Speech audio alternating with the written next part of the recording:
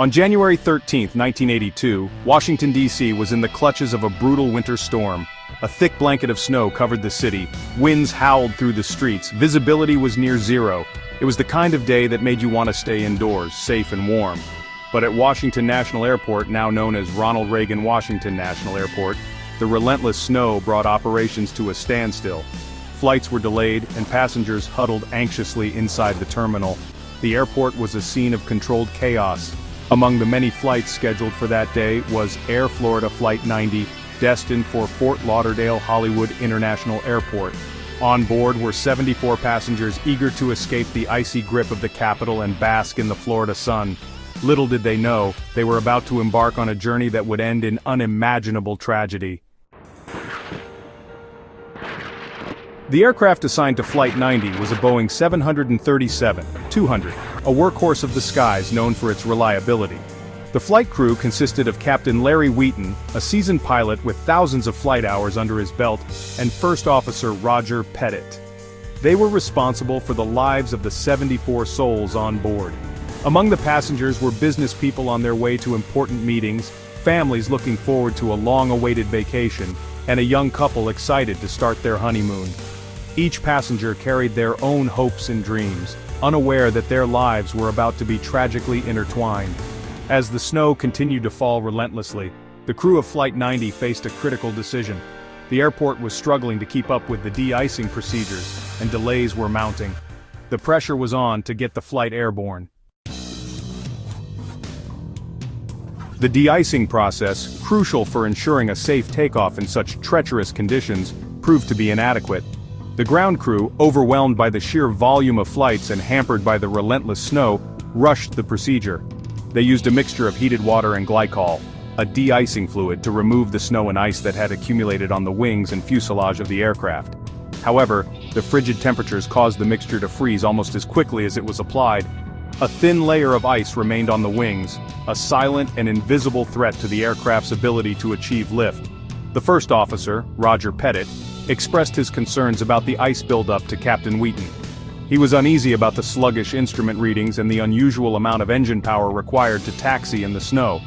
Despite these warning signs, the captain, perhaps feeling the pressure of the delays and eager to get the passengers to their destination, made the fateful decision to proceed with the takeoff.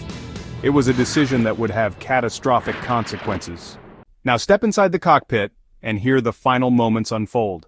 Now we invite you to fully immerse yourself in what the crew experienced. Put on your headphones, turn up the volume, and listen carefully.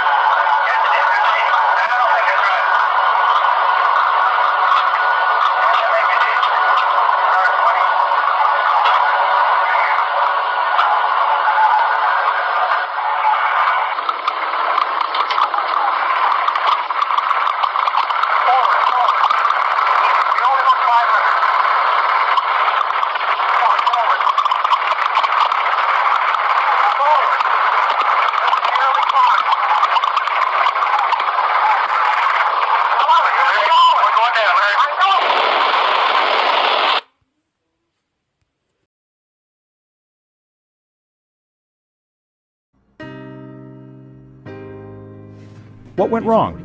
And what should we take away from this tragedy? Icing awareness. The aircraft was heavily contaminated with snow and ice. The crew failed to perform a proper secondary de-icing and didn't fully understand how ice can affect engine performance and lift. Misinterpretation of engine readings. The thrust indicators were abnormally high due to ice blockage, but instead of cross-checking performance or aborting, the captain proceeded. This shows how critical it is to trust the instruments but verify with context. Breakdown in CRM. The first officer questioned the engine performance, but not assertively enough. The captain dismissed his concern. In high-risk conditions, crew resource management isn't optional, it's life-saving. Pressure and routine bias. The flight had already been delayed. There was an urgency to depart, but aviation safety doesn't forgive haste, especially in winter ops. Today this crash is still studied in training rooms around the world, as a reminder that communication, procedure, and respect for weather can mean the difference between life and death. While the scars may never fully heal, the lessons learned continue to shape a safer future for us all. Behind every black box lies a lesson. We study the past to protect the future.